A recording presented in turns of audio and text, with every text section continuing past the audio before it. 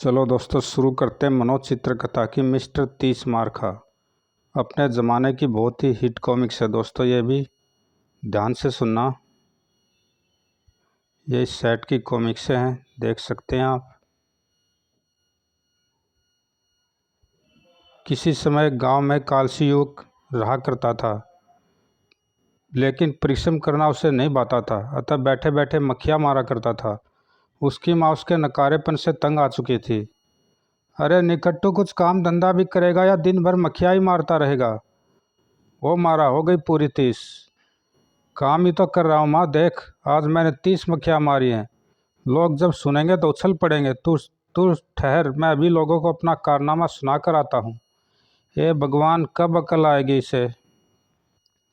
सुनो भाइयों, आज मैंने 30वां शिकार भी मार गिराया है। आज से तुम लोग मुझे 30 मार कहा करो। वाह क्या बात कही है, हमारे गांव में एक तुम ही तो हो जो बहादुर हो। वाह क्या नाम रखा है, 30 मार खा। 30 मार खा दिन भर या तो गप्पे हाँका करता था या फिर मक्खियाँ मारा करता, और फिर जब मक्खियाँ मारने से भी उसका दिल उब जाता तो वह चारपाई पर पटकर सो जाता।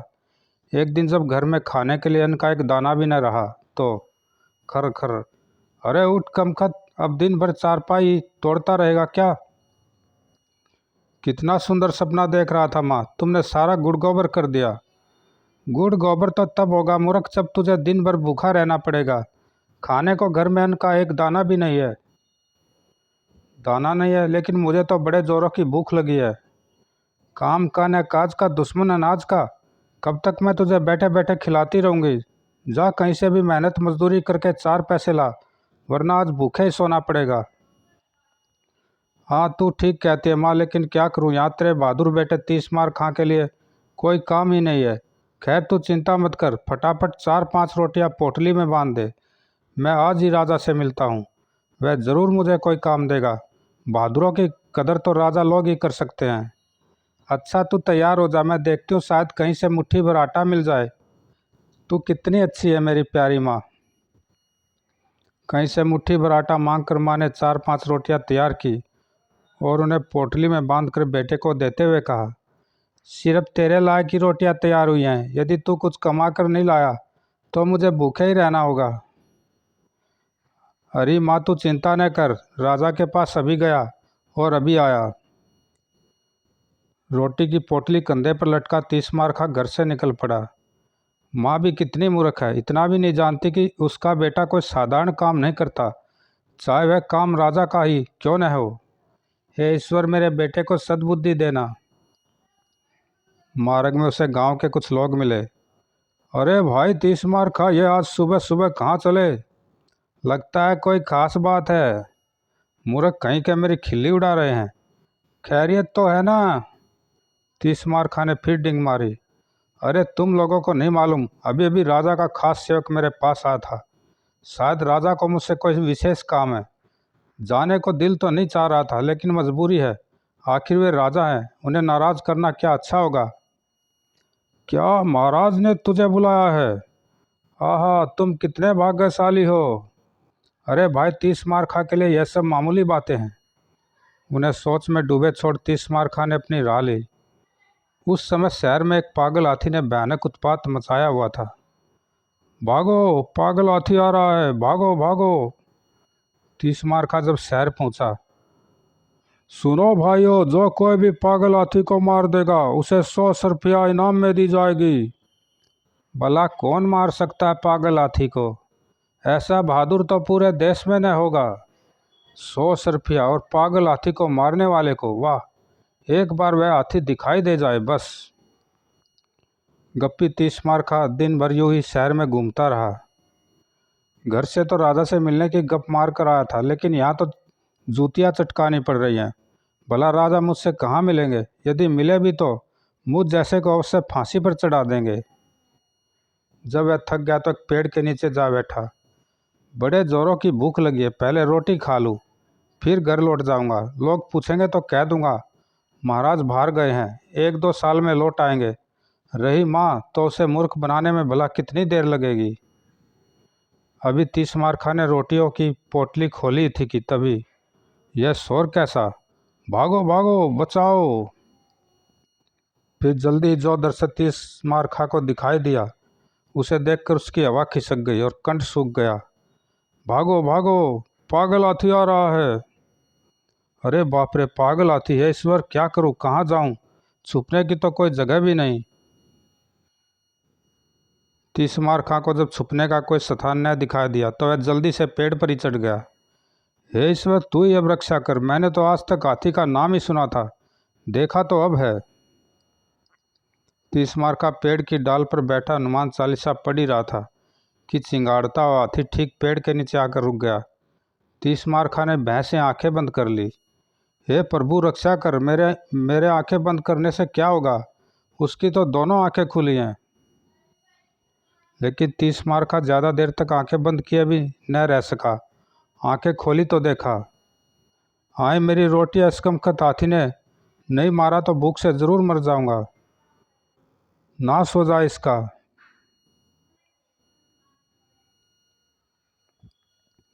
लेकिन रोटियां खाते ही हाथी बुरी तरह से चिंगाड़ने लगा।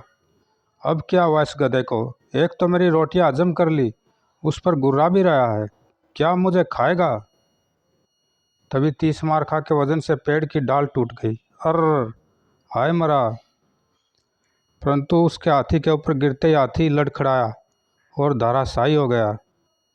अरे इससे क्या हुआ, यह मेरे बोझ से ही मर गया क्या।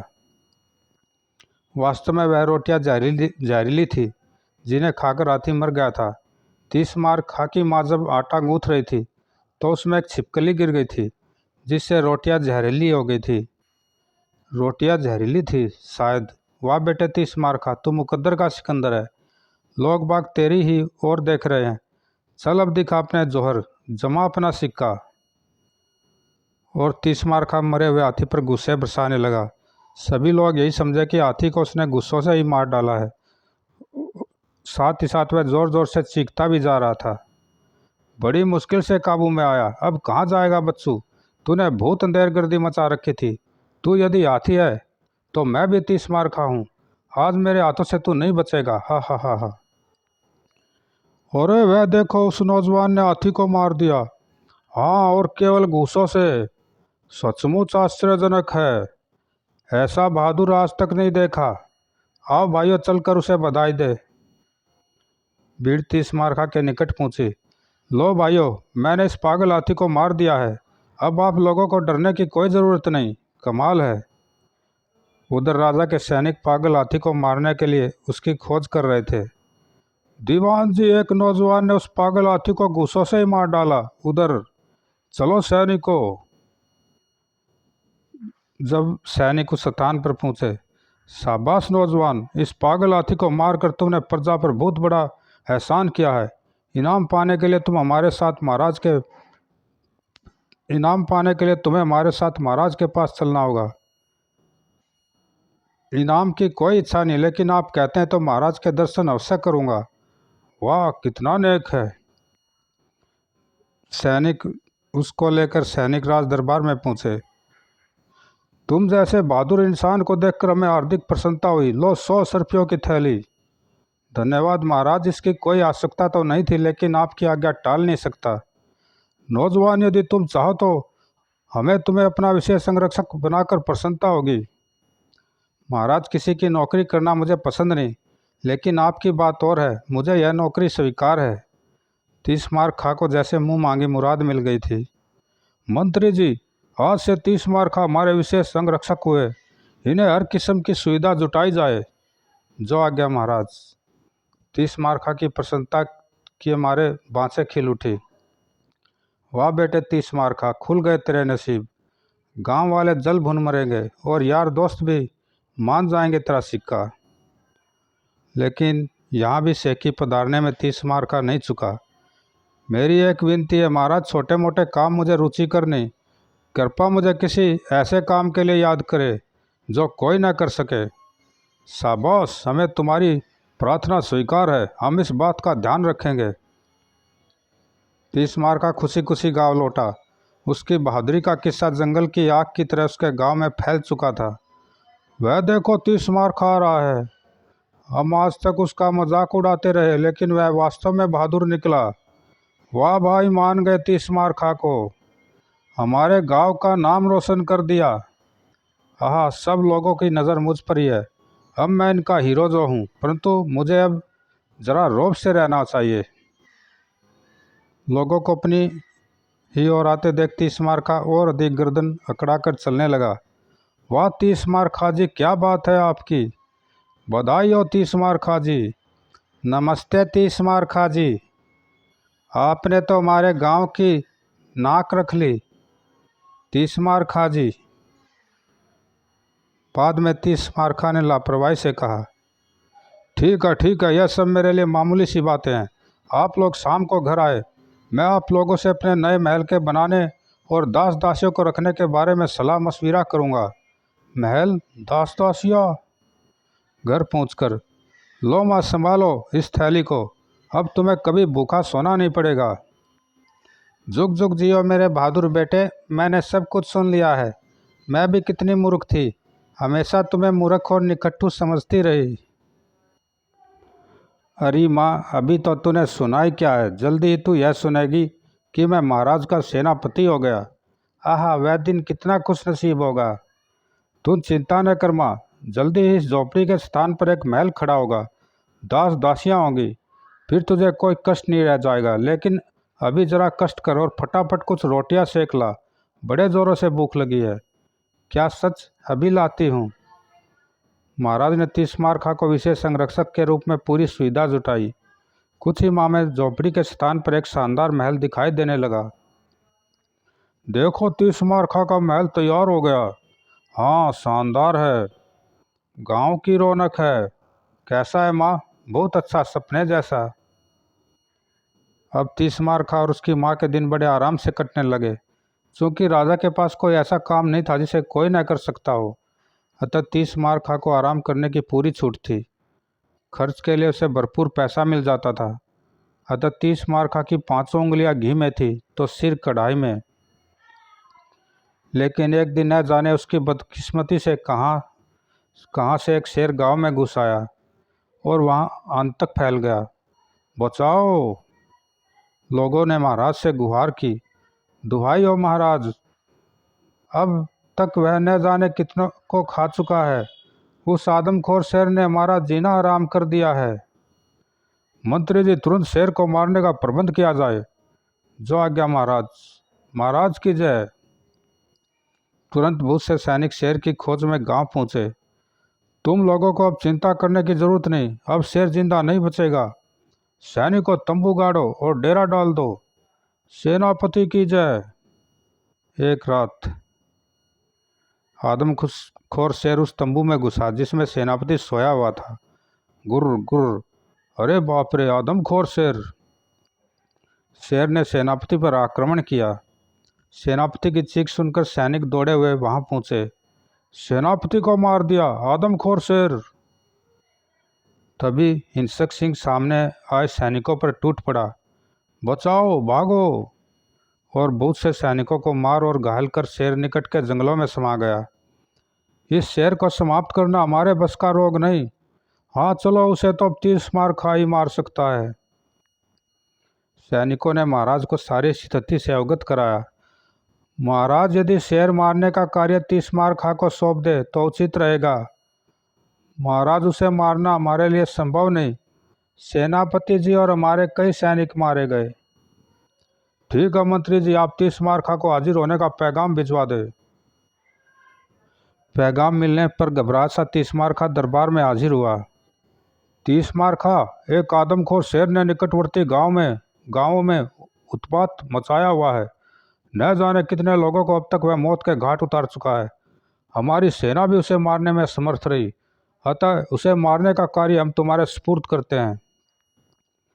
शेर का नाम सुनते तीसमार खा के हाथ पैर फूल गए, गला सूख गया। लेकिन भला वह इतनी जल्दी अपनी पोल कैसे खुलवा सकता था।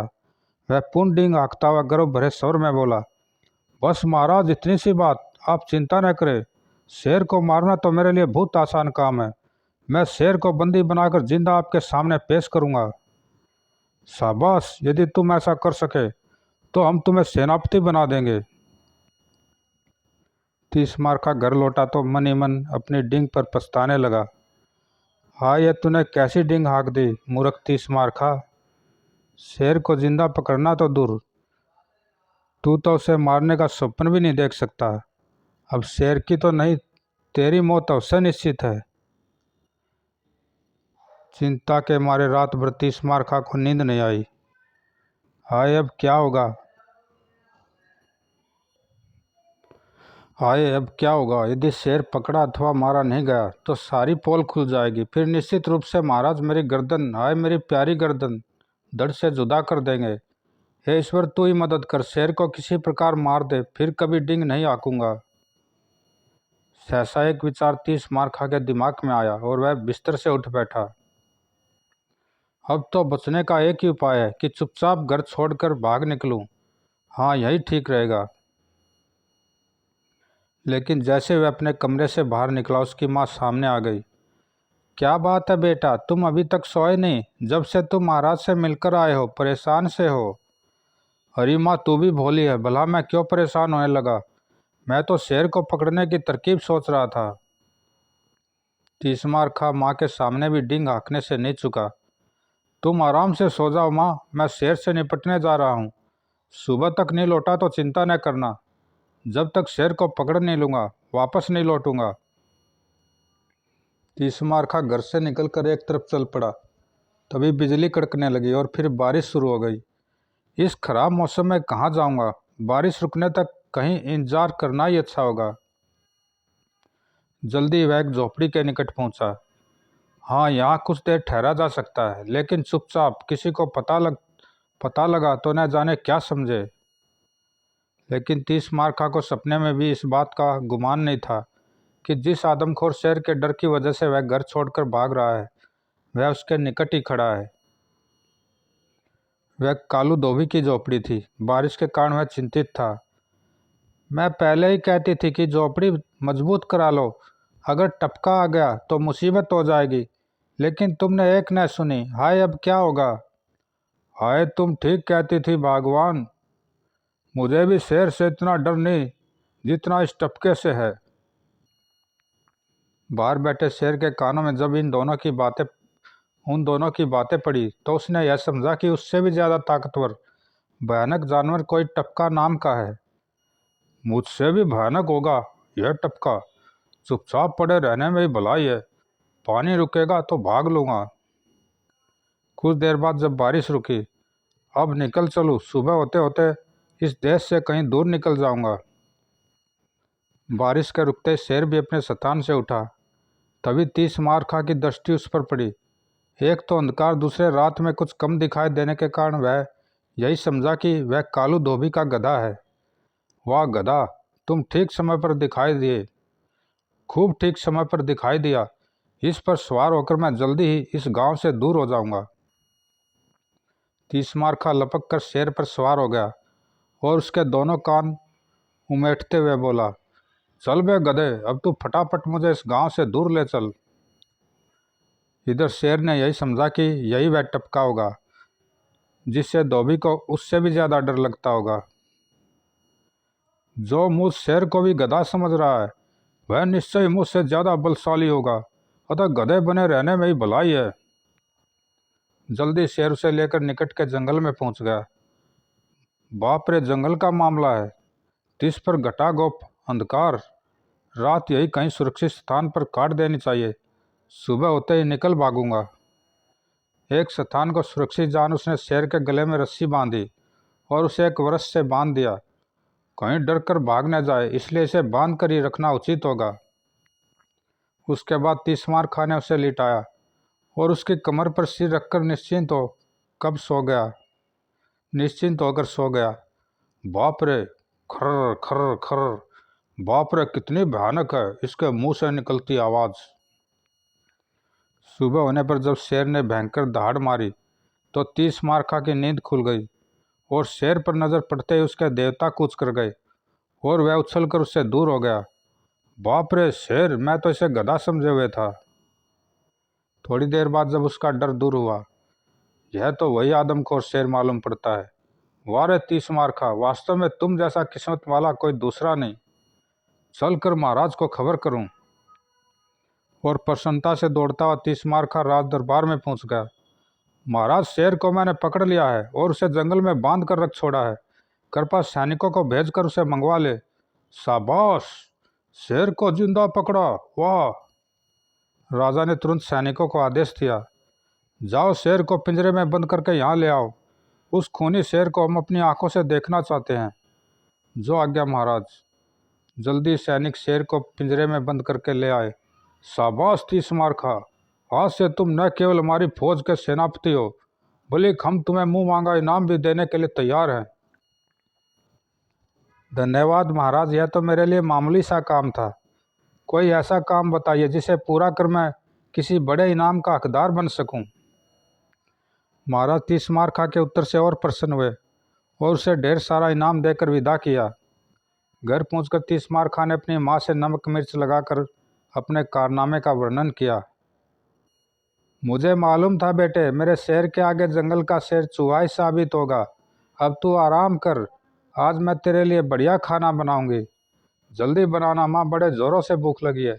शेर के बच्चे ने तो सारी भूख प्यास ही खत्म कर दी थी। माँ के जाने के पश्चात बेटा तीसमार का जान बची तो लाखों पाए, लौट के बुद्धू घर को आए। लेकिन अभी कुछ ही दिन तीसमार खा के आराम से बीते होंगे कि पड़ोसी शत्रु देश ने उनके देश पर आक्रमण कर दिया। महाराज ने तुरंत उसे बुलवा भेजा। सेनापति तीसमार खा, शत्रु देश ने हम पर आक्रमण कर दिया है। उसकी फौजें हमारी सीमा पर बढ़ी चली आ रही है। तुम सेना लेकर जाओ और उसको मुंह तोड़ जवाब दो। तुम्हारे सिवाय सेना का संचालन कोई दूसरा नहीं कर सकता। हाय प्रभु, रक्षा कर। जो आज्ञा महाराज। राजा की आज्ञा सुन एक बारगी तो तीसमार खा का दम खुशक हो गया, लेकिन मरता क्या न करता। उसे राजा के आदेश का पालन करना ही पड़ा।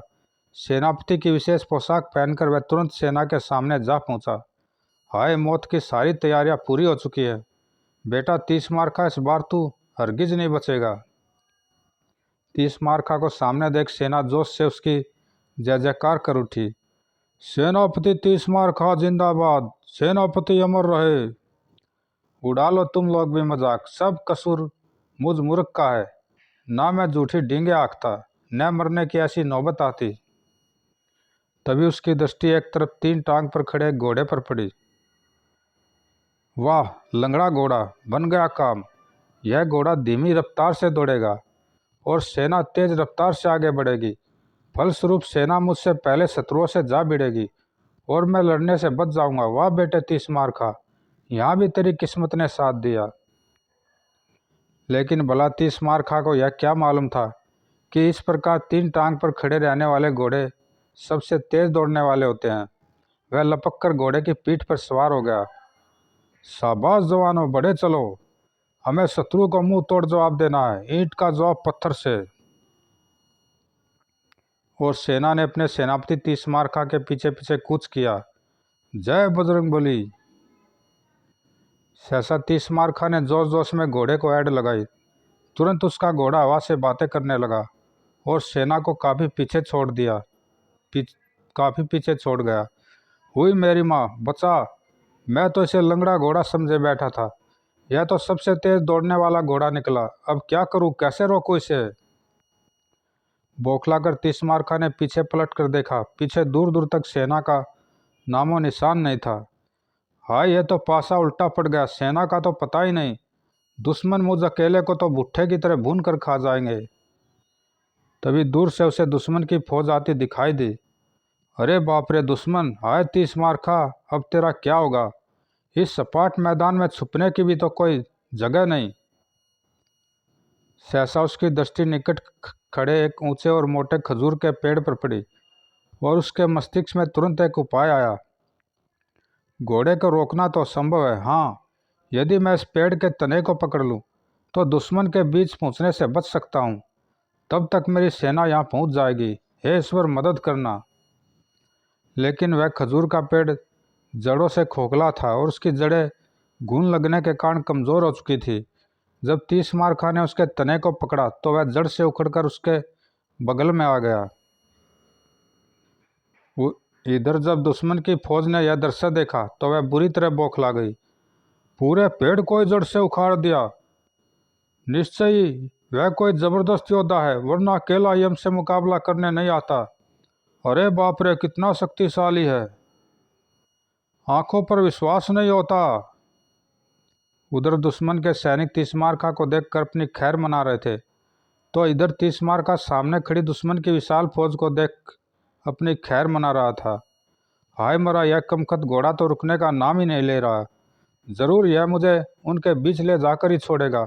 अब मेरी मौत निश्चित है। हे माँ, मेरी मूर्खता और पापों को माफ करना, तेरा बेटा मरने जा रहा है।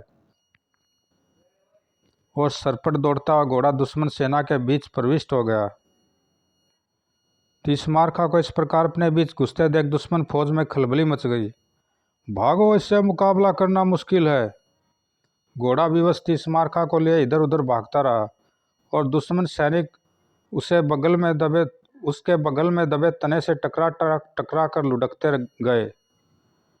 दुश्मन फौज ने इसे भी तीसमारखा के लड़ने का कोई भयानक तरीका समझा, अतः भयभीत तो वह भाग खड़ी हुई। यह क्या, यह दुश्मन भाग क्यों खड़े हुए? तभी तीसमारखा की फौज वहां पहुंच गई। अपनी सेना को देख तीसमारखा का सारा भय काफूर हो गया। साथ ही साथ डिंग मारने का कीड़ा भी उसके दिमाग में कुलबुला उठा। हा हा, भाग गए बुजदिल कहीं के। सेनापति तीसमारखा जिंदाबाद।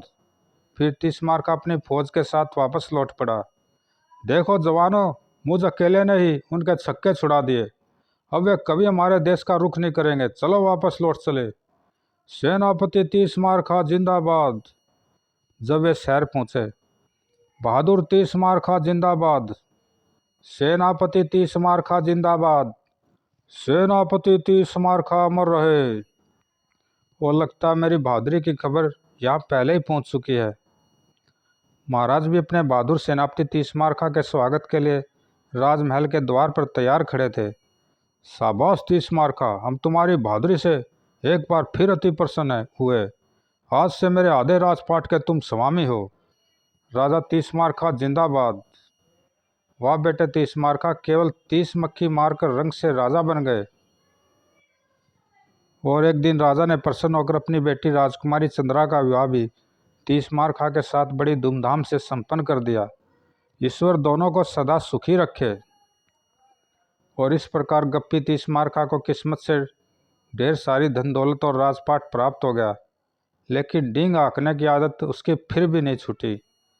जल्दी जल्दी खाना परोसो माँ, देखो दुश्मनों की फौजों से लड़ते लड़ते मैं कितना कमज़ोर हो गया हूँ। समाप्त दोस्तों, अच्छी कहानी थी। ज़रूर लाइक सब्सक्राइब करना, कमेंट में बताना कैसी लगी। धन्यवाद दोस्तों।